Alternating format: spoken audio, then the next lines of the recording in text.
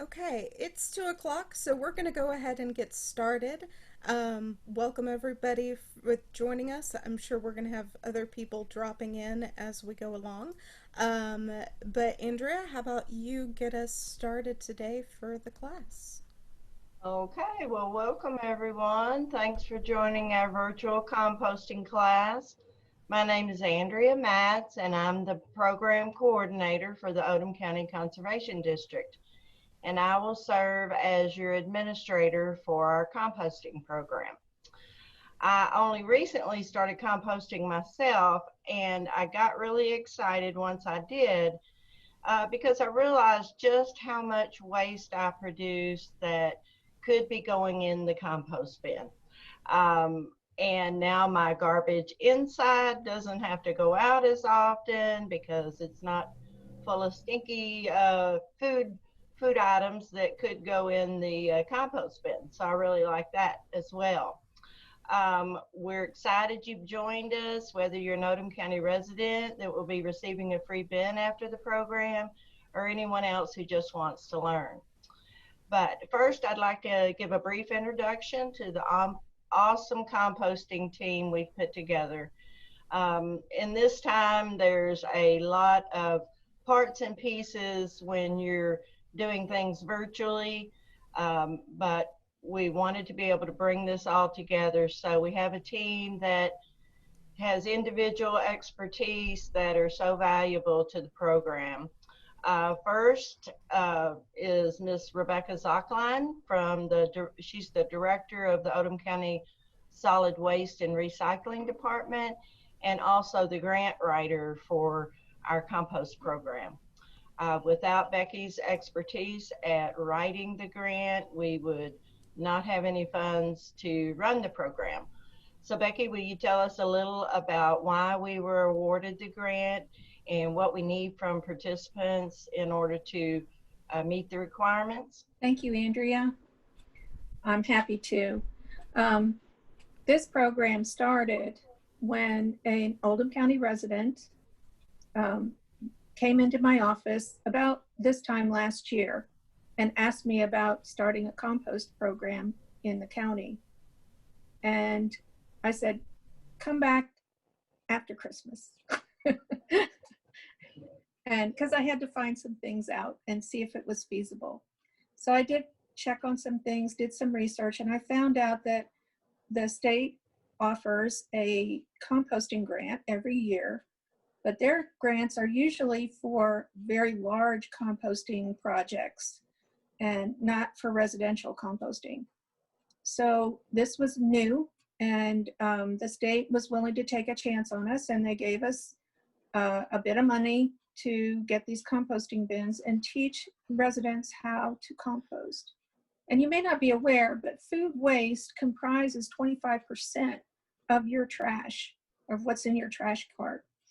And in Oldham County alone, residential waste is 2,350 tons a month. And so that means if everyone composted, there would be 587 and a half tons that would not go in the landfill. That's a lot. It's actually about as much as what we recycle at the recycling center. So I would, and that's in a whole year. So food waste is heavy and we need to keep it out of the landfill. So I wrote this grant, and the state is requiring that we follow certain rules, and that means we have to measure the results of our project. And that's where you come in, and we need your cooperation. We will be first of all, we're asking you to take a quiz at the beginning just to see where your knowledge of composting is, and what you've gained from this webinar. And then there will be follow-up survey questions coming up periodically to see how much you are composting. So we're going to ask you to track that throughout the time you have this bin. And that's what I do. my part. Well, it's very valuable. We couldn't have done it without you. But next up is Bethany Morse from our Oldham County Public Library. Bethany's excellent at technology, especially running a virtual program like this. It's very beneficial. But Bethany, will you tell us how you made the most out of the technology to work for our program? Sure. Welcome, everybody. Again, my name is Bethany Morse. I'm the outreach librarian for the Oldham County Public Library. And we're really excited that we could do this collaboration with our community partners here and offer this to the public. This session is being recorded, so those who couldn't join us live will be able to view it afterwards through a link on YouTube, and then I will be following up with you all at the end after our presentation to talk about the very simple and fun quiz that you get to take and how to sign up for your pickup of the free composting bin. Meanwhile, if you have any questions today, we will be doing a Q&A session at the end of the presentation. You are welcome to submit questions through the chat feature. So if you are on the desktop version of Zoom and you go down to the bottom and click chat, you will be able to send messages directly to us, or you can use the Q&A feature, which is also down at the bottom of your screen. The Q&A feature means those questions will be able to be seen and bring up, but if you just want to put something in the chat, that's perfect too. Yeah, so again, if you have any tech questions or questions for the end about the presentation, put them in there and we'll go over all of them at once at the end. Great. Thanks, Bethany. Next is our Oldham County Compost Program citizen volunteer, Natasha Mackey. Natasha is a very bright individual that can fill in for any of the others in the program. She's just got a world of talents, so we're glad to have her as a volunteer to help with the program. But Natasha, could you tell us a little about why you wanted a program in the community? Yeah, thanks. Thanks, Andrea, and hi, everybody. She's loading on too much praise here, as you'll hear. But the story of how I really got into this starts with how intimidated I used to be with regard to composting. And that was even though I dabbled with gardening for years. About 3 years ago, with small children and feeling the weight of environmental issues, I decided to jump in and try it out. And it really shocked me. I was shocked by how quickly and naturally my kids took to it and how fun they thought it was. They'd even remind me to put things in the bin. And just the longer we did it, the better we got, and the more little things we discovered and more questions we were able to answer. And what I realized was that the basics of composting were really simple and actually very forgiving. And so what I found, as Rebecca Zockline mentioned, and Andrea, we noticed that a full 30%, a full third of our waste was going in the compost bin. About 30% was going to the recycling bin for Republic Services, and that left just the last third for real trash waste, which was amazing to us.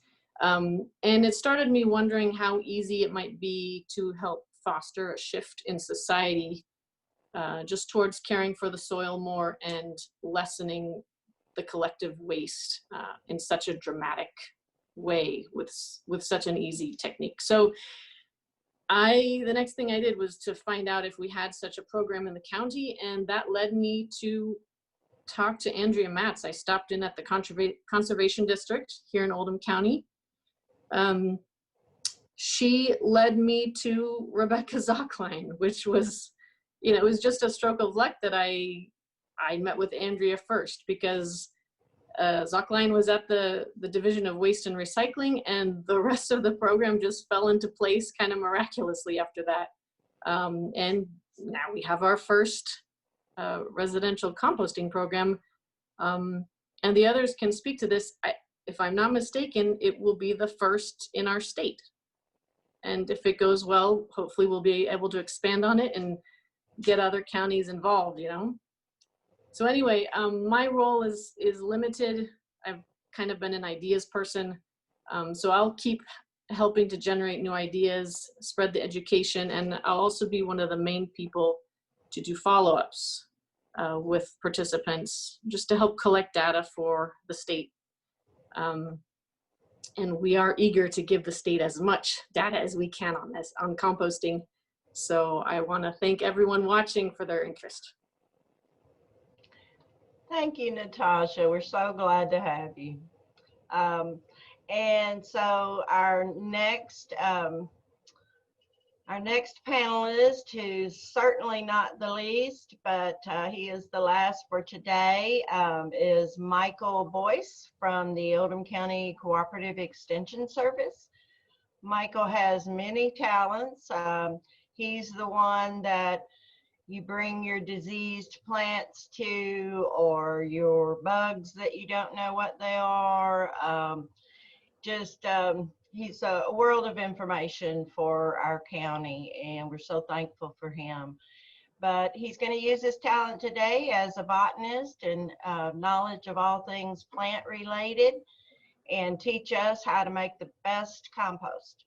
So with that, we'll turn it over to Michael. Well, hello everybody, and welcome to the project here. I'm going to switch over to show my screen so you can view the PowerPoints.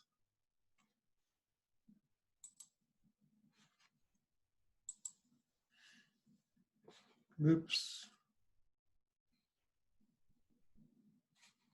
Good.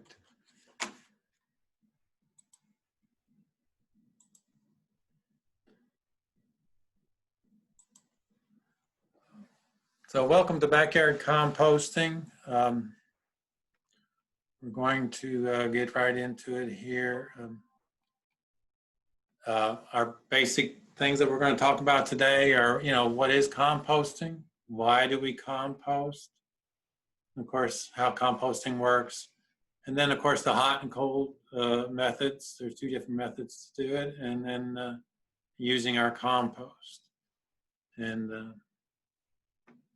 so to get started, we'll talk about what is composting. Of course, it's being able to use the natural decomposition of our organic materials and actually get a handle on how it actually works and what is occurring during that process, and then using it as a tool so that we can actually compost and control the end product and get better use of it.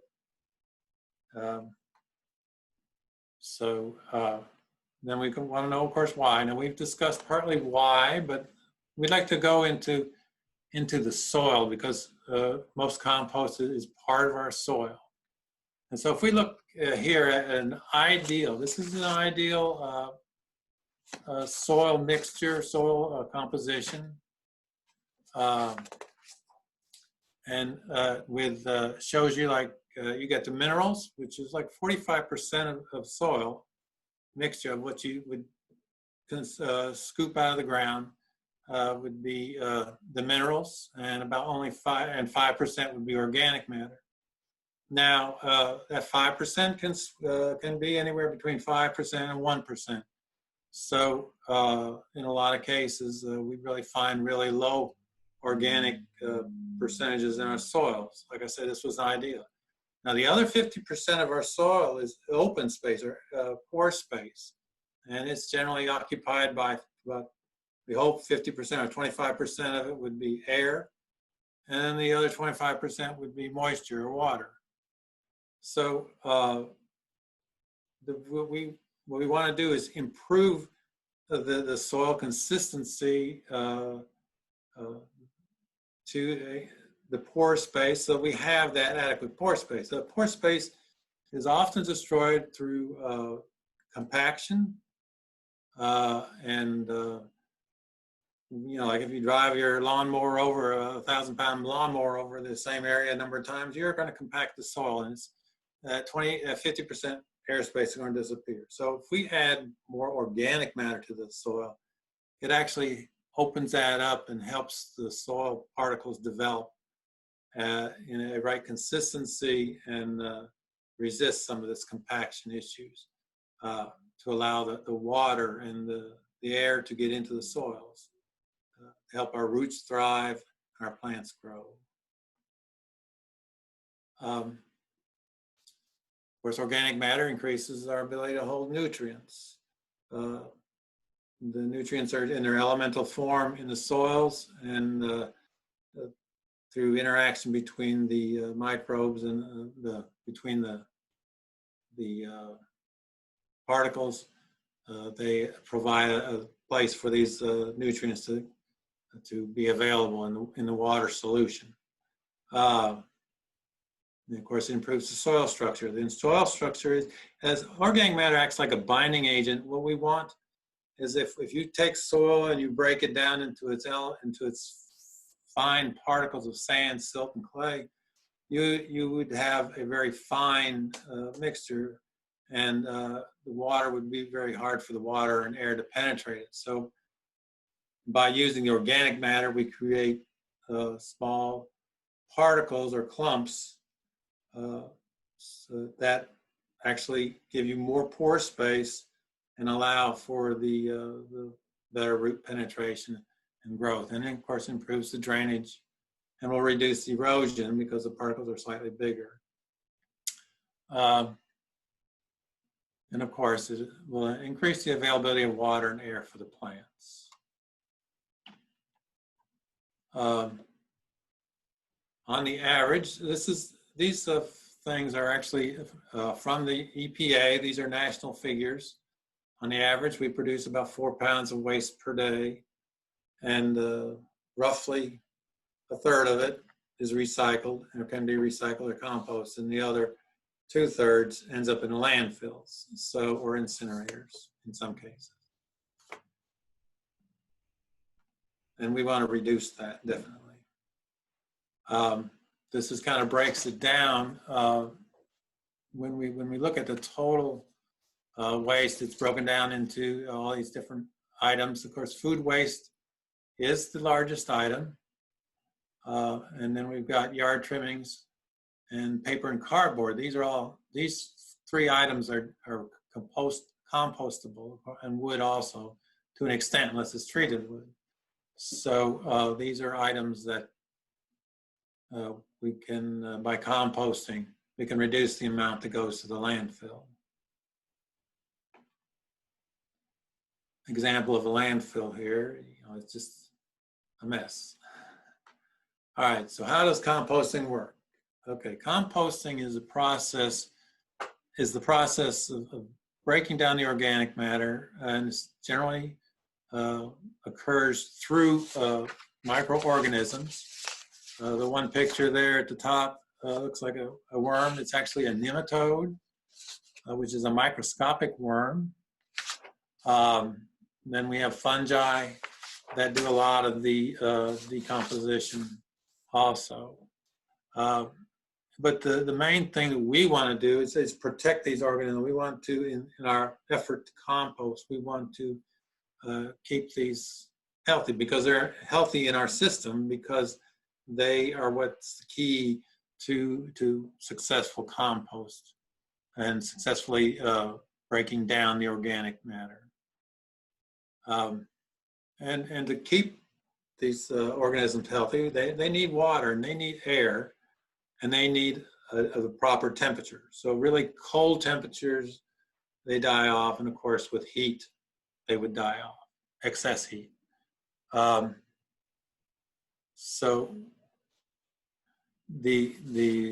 when we're doing the actual composting, the better we keep the conditions of proper growth for these organisms, the more successful our composting will be.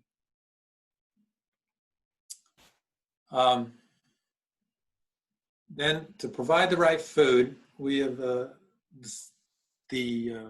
our products are divided into browns and greens. The the basic difference between these is it's not just that it's brown colored, it's that it's got a higher level of carbon in it. In other words, it's more than 30-to-1 carbon. In other words, your ratio of carbon to nitrogen, with nitrogen, of course, being an element, it's in most protein molecules and therefore very necessary part of organic matter. But so there is nitrogen in the brown parts, but they are generally lower nitrogen. The ratios like it would be really a lot less than the 30-to-1. It would be a lot more carbon than nitrogen. And then for the green parts, they're generally higher nitrogen to carbon ratio. So, and also it's more readily available. So we kind of, when we're making our compost mix, we need to be sure that we, have approximately a 30-to-1 mixture of browns to greens, to nitrogen available products.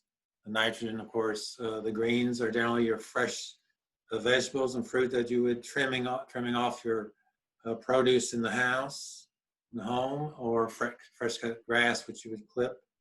And then, of course, if you rake up dried leaves and newspapers and everything, that would be your high in carbon products. So to provide the right food, these are items that we can compost. Your fruit and vegetable waste. All these things are not cooked. Generally, when you cook them, you add butters to them or oils sometimes, and these items are not. We'll get into a little bit later. Are not necessarily good in a compost bin. Of course, you can use eggshells, coffee grounds, and clothes dryer lint. Of course, cotton is. If your clothes are made of cotton, it's probably the best, or wool. You can use paper and newspaper and hair, like cat hair and stuff. And the cardboard rolls that like toilet paper comes off of can be added. Of course, yard waste, leaves, grass clipping. Now they're going to get into your brown. As we start from the top, we're looking at the high greens, and as we get down the bottom, we're looking at the browns. So yard waste, your leaves and grass clippings, etc. Straw and hay can be added. And of course, small amounts of sawdust. The reason being is sawdust or wood contains large amounts of cellulose and stuff, and it's not easy to break down over time, but and can slow the composting process down. So we'll get into those that we don't add, and the reason we don't want to add the meat, the fish, bone products, fats, greases, and oils.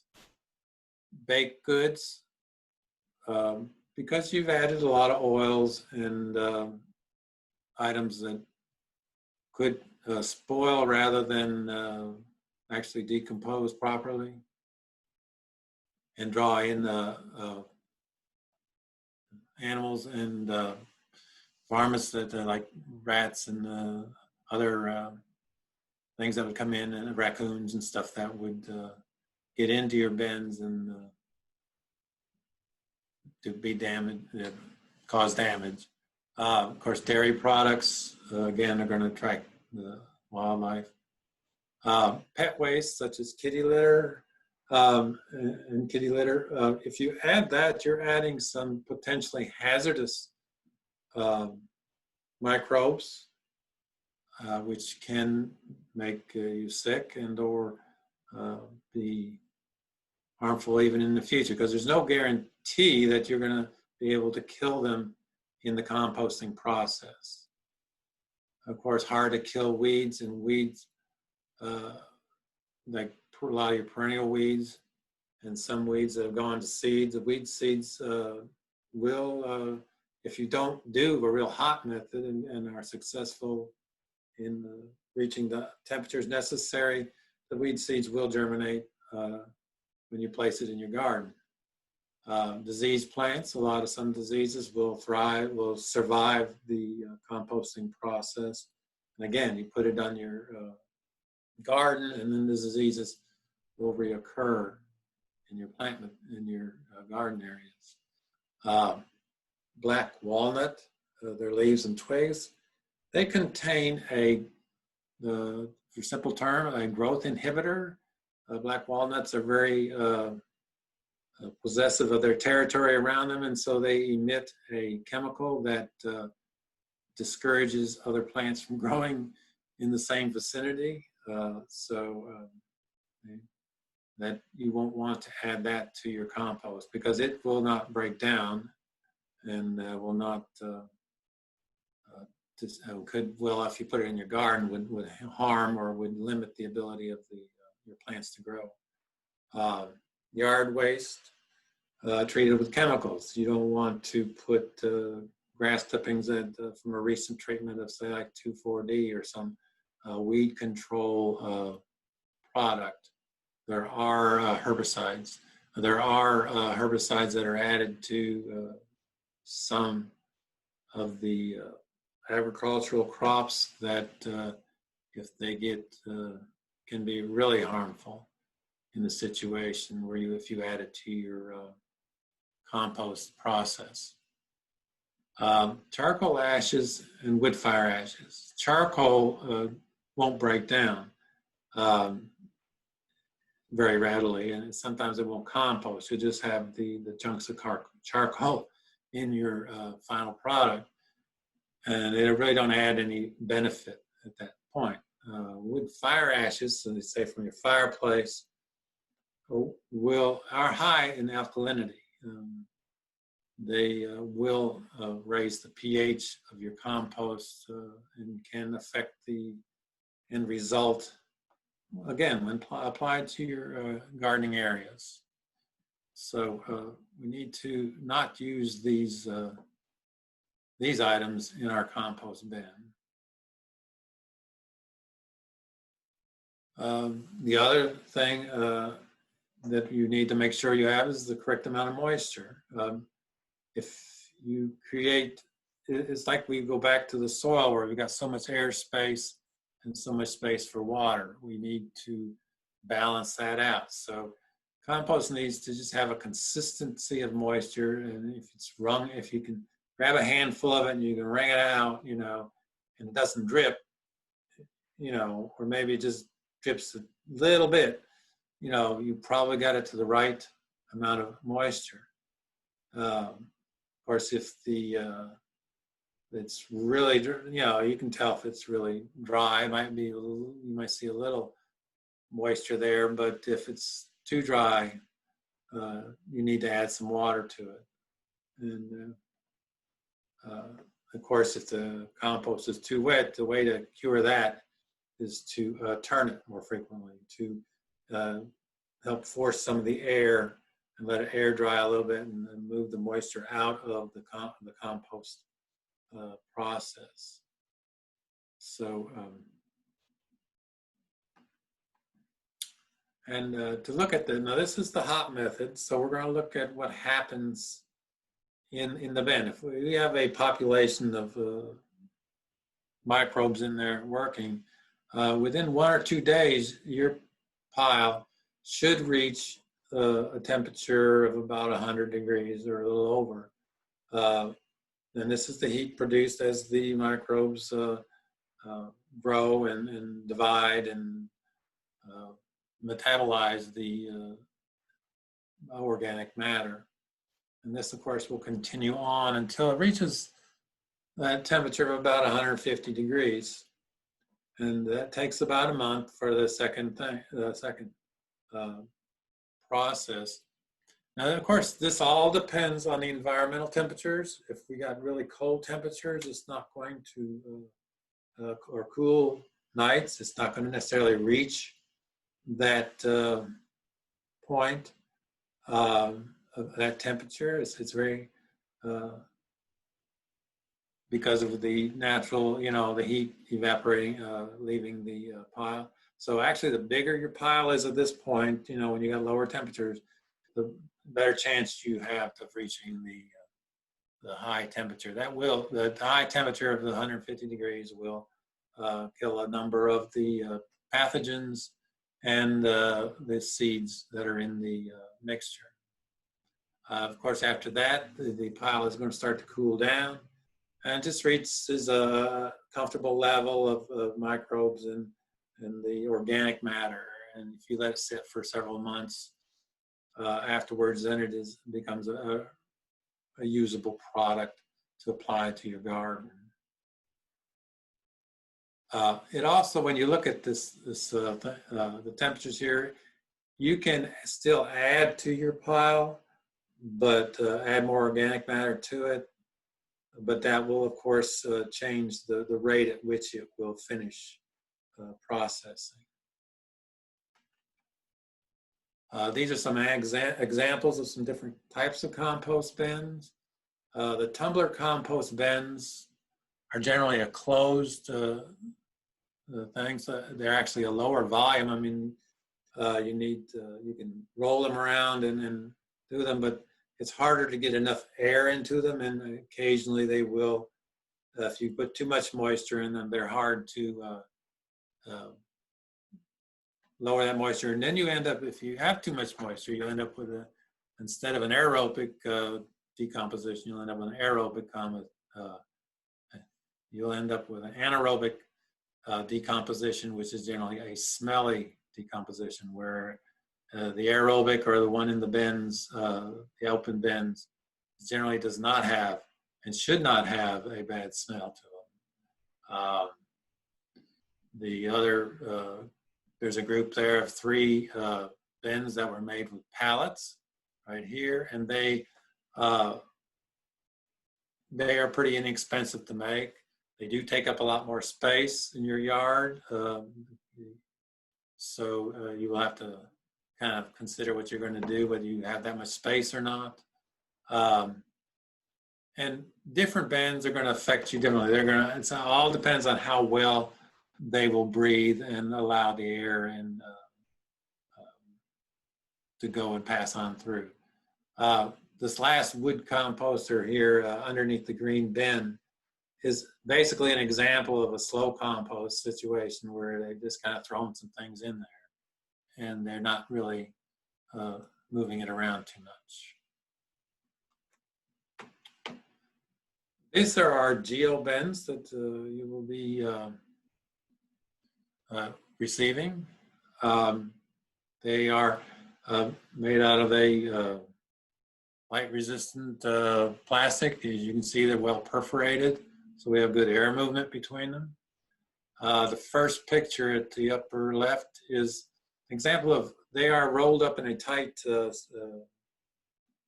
bundle, and so you kind of have to unroll them, and a good way to do that is to lay them out flat on your driveway, or and allow them to kind of lose some of that tight roll effect. Otherwise, they are a little bit difficult to handle.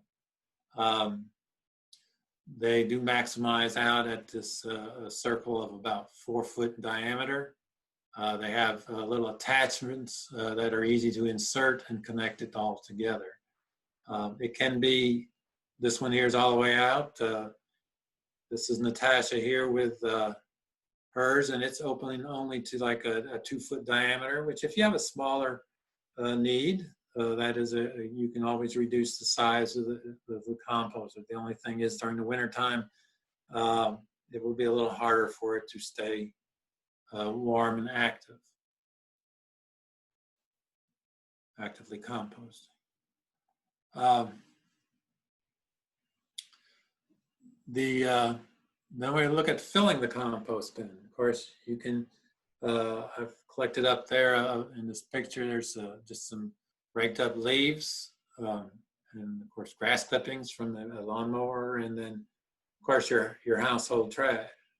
The main thing to consider when you're putting your materials in your composter, the smaller the pieces are, the faster it's going to break down. So you might want to, leaves tend to be very light and very fluffy and take up a lot of space. So you might want to use a collector, run your lawnmower over them and break them down a little bit so that when you put them in the bin, they're a lot finer consistency. They don't have to be dust. You don't want them to be dust, but just smaller pieces, inch or so. The other picture here is showing you how I loaded it. You basically want to start with a layer of brown, and then I put a thin layer of green, the grass clippings, and then I would come along again and put another layer of brown and just keep building it up, kind of seesawing it back and forth. Of course, the top layer would probably be brown. If you're putting food, things like watermelon rinds or something like that, I guarantee the raccoons love that. So I would put it in there and then cover it over with some brown material so that it doesn't attract the little critters. So just to discuss here the difference between a fast, which is what we're shooting for, it produces the higher temperatures that'll break down, that'll actually kill a weed seed and the pathogens in there. That's a hot method. It takes the least amount of time, so we're trying to produce it in a short amount of time. But it does require some labor. It does require you actually stirring it up. My suggestion would be if you use these bins, you can unfasten them, set them re-up over on the other side, and then take a scoop and just shovel the stuff back into the new location. And just alternate back and forth. It wouldn't make it too hard to mix it up pretty well. And then, like I said, it's good at killing the weed seeds and pathogens. Now the slow method, which is probably the method a lot of people would choose or do choose just by default, where the product is produced at cooler temperatures, is just a pile. That's what they call it, a pile of compost, where you keep adding to it, but you don't really do a lot of stirring and everything. But it will break down over time because you will have a lot of different critters breaking it down, earthworms and other insects and crustaceans will get in there and break it down more over time. The other little thought about the worms and stuff is they get into your hot mix, they will, if you've got it sitting on the ground, they will come up into it. But if it starts warming up, they will leave. Don't worry about them being killed in there. But generally, if you're using the cool method, you won't be killing the weed seeds, and they will pop back up when you use them. You can use the product in your gardens, but you will end up with more weed seeds and potential pathogens that could produce spores that would infect your plants later on.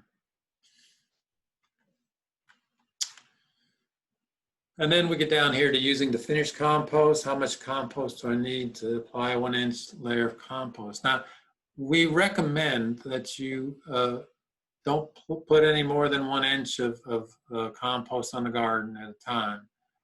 This allows it time. If you pile it on, you're going to really kind of affect the way the roots and everything relate to the garden. So you really don't. You need to be sure that you're not altering the pH a great deal. Some composts have a higher pH because of the wood material that we're putting in them, and so you kind of don't want to affect the garden really rapidly with a change in pH, because that affects the availability of some of the micronutrients. So if you take 1 foot of compost, it takes approximately 12 square feet or 1 inch deep. So, you know, it's going to take about a third of your bin to cover a 100 square foot garden, which is 10 by 10. So, so we'll get into some frequently asked questions. This is okay. Let's see. Compost should not have a bad smell. So what should you do if it smells like a rotten egg? That means it's too wet. It doesn't have enough air. It's good, you know. So you'll need to turn it. You'll need to stir it. You can of course incorporate more browns and dry browns, leaves and sticks and stuff. Of course, if it has the ammonia smell, it's got too much nitrogen. Nitrogen is sourced from, of course, the greens, the green products they add, like the vegetables and the grass clippings. So you need to then add more of the browns. In other words, dried leaves and grass and sticks and stuff that would reduce the amount, change the ratio of the nitrogen to the browns, and you get a better end product.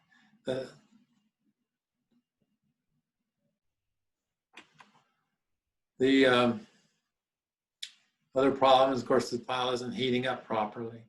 Isn't getting warm. So, okay, of course, the first one is the pile's too small. The heat goes away before it gets to build up. So you need a larger pile. They generally recommend a minimum pile for overwintering of about 3 feet by 3 feet by 3 feet. So you need like, that's equal to about 27 cubic feet of compost. That way you've got an insulating factor in there. Of course, insufficient moisture is running too dry. It'll cool down because of that, and or of course the lack of nitrogen that actually feeds the microbes that helps promote the decomposition.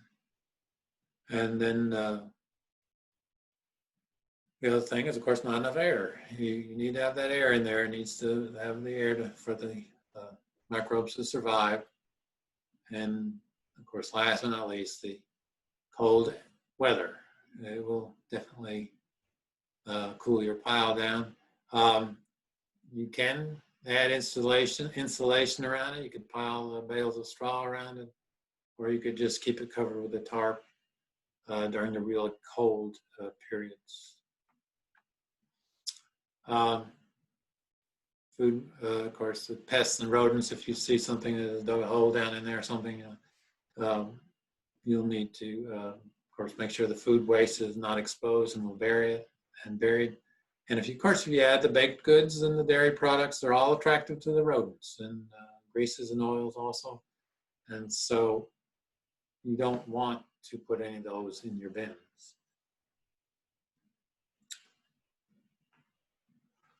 So that is all I have. So we welcome questions, and if you would like to give us a question, just so you can definitely ask them. So we do have some great questions that have already started to come in. So what we're going to do is we're going to answer those right now. If you still have questions, keep putting them in, but we're going to go with these first of all. And actually, my first question that we have is about this specific Geo Bin system that people are going to be picking up. And that is, you all, I think, have tried these out now. What are your specific experiences with the Geo Bin system itself? Anybody want to say anything about that? Well, I had an adventure putting it together. I didn't follow Mike's wonderful advice to lay it flat and let it rest. So I had a little wrestling match with my Geo Bin after I took it out of the box.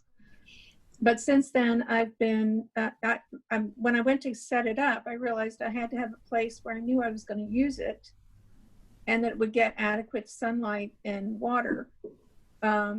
So I positioned it close to my house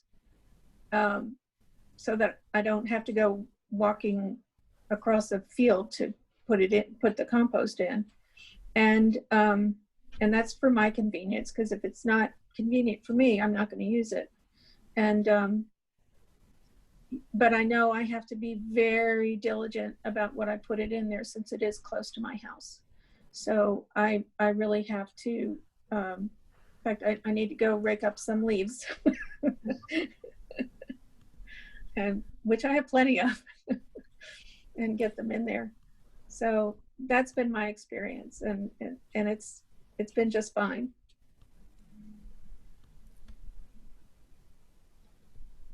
Andrea, I think you're trying to talk, but you are currently muted.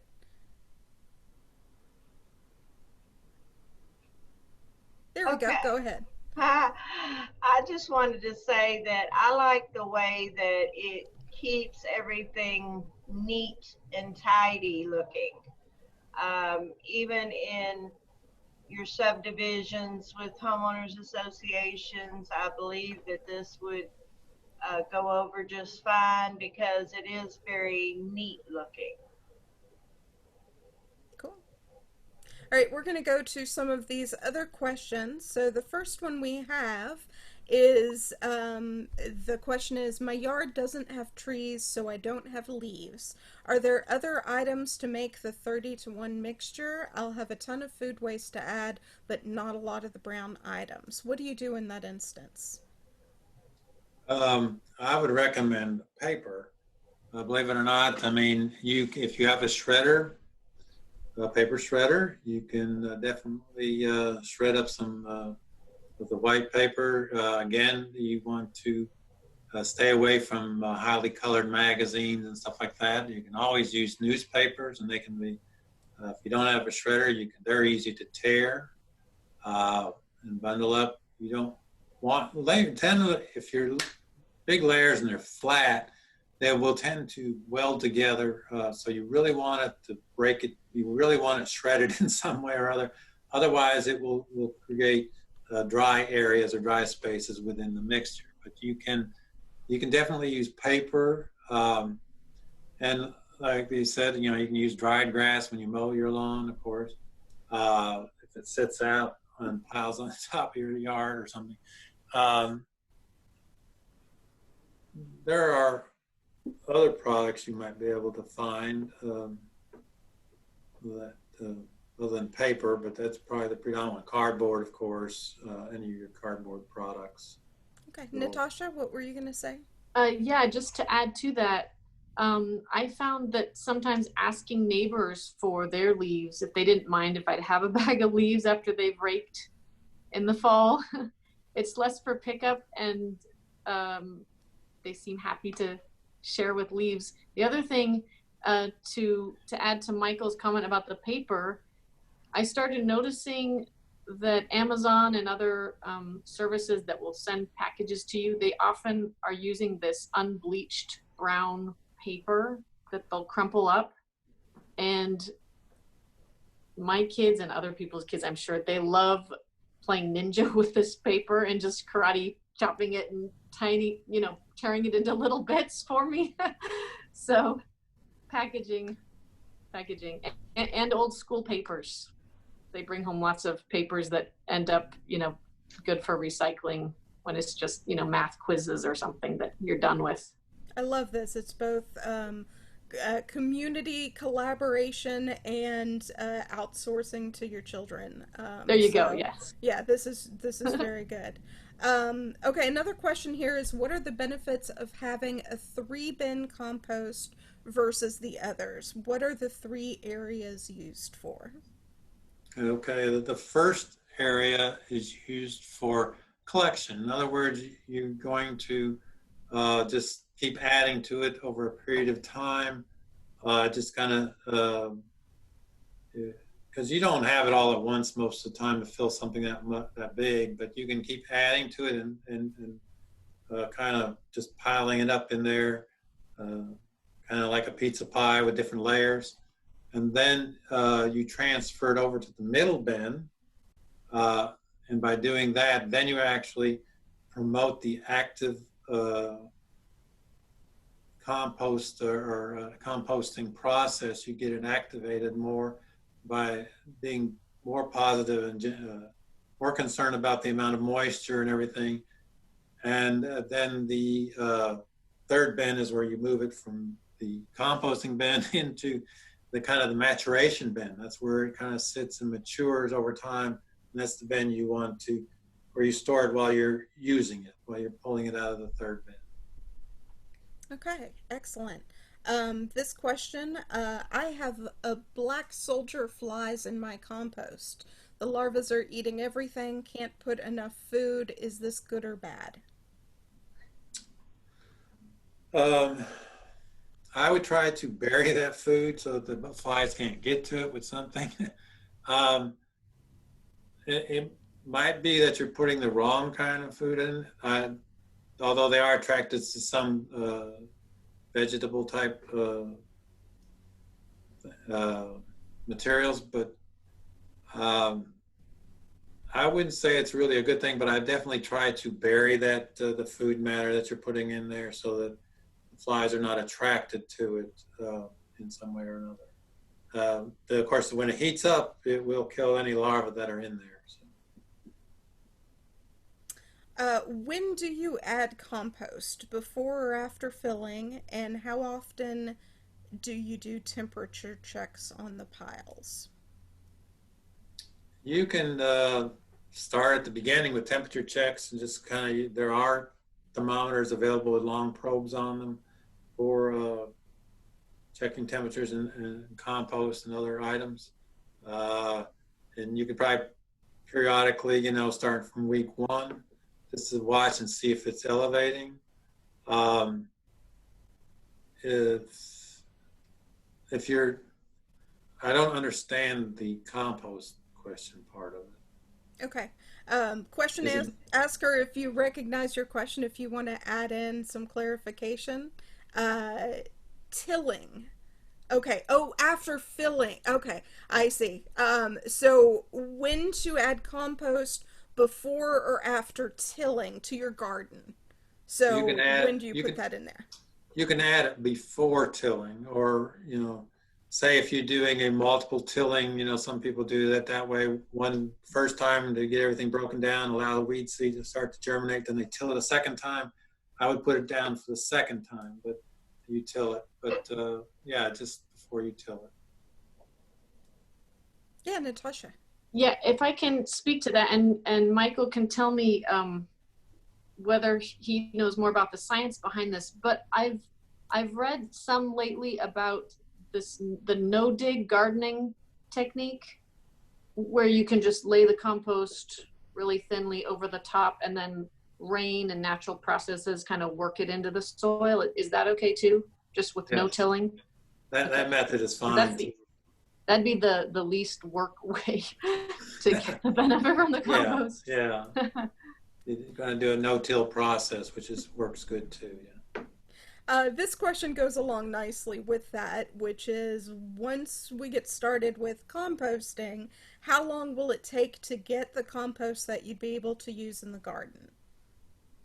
Of course, if you started now, it would probably, because we're going into the cold season, it would probably take until later in the springtime before it really be ready. But generally it takes like 2 to 3 months for the entire process.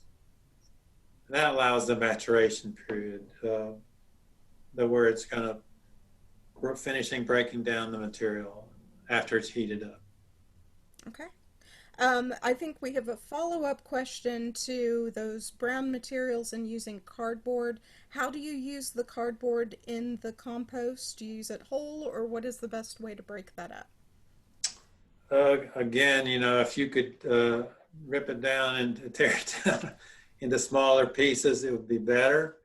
I know it's difficult and to do, but like I said, you can use that holding bin method in which you're piling out there, and it will break down some and soften up with the rainfall and everything. It'd be easier to kind of use that way. But that is a hard one. But Yeah, I mean, you can put in bigger pieces. It will eventually break down. Okay. And then I think, Becky, you spoke to this a little bit, but in general, where is the best place to put the geobin? Well, the directions say that a place where it has plenty of moisture and plenty of and adequate sunlight, not plenty of sunlight. So, and not plenty of water either. So it has to have some sort of water source and sun source. And that was a problem for me because my lot is a hillside. So I needed to find a level place, first of all. And then my own criteria was convenience. So that's why it ended up next to my house. But the directions are very helpful inside the bin. Okay, so these, when people pick up these bins, they come packaged in cardboard that you all can break down and use in your bin. But they are actually small rolled packages. Look, Andrea has one right there. So this is what the kit looks like itself, and it does have instructions inside there. So, excellent. Yes. So then we need to talk a little bit about you all who have attended now are, if you are Oldham County residents, eligible to receive your bins. And the first thing we need you to do is to, sorry, I'm typing things as I do this. We need you to fill out this survey and quiz, and I am sending